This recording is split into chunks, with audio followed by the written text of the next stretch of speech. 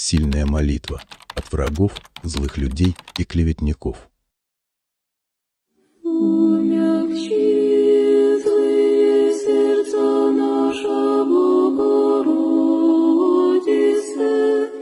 и напасти ненавидящих нас угаси, и всякую тесноту души нашей разреши на Твой посвятый образ взирающий,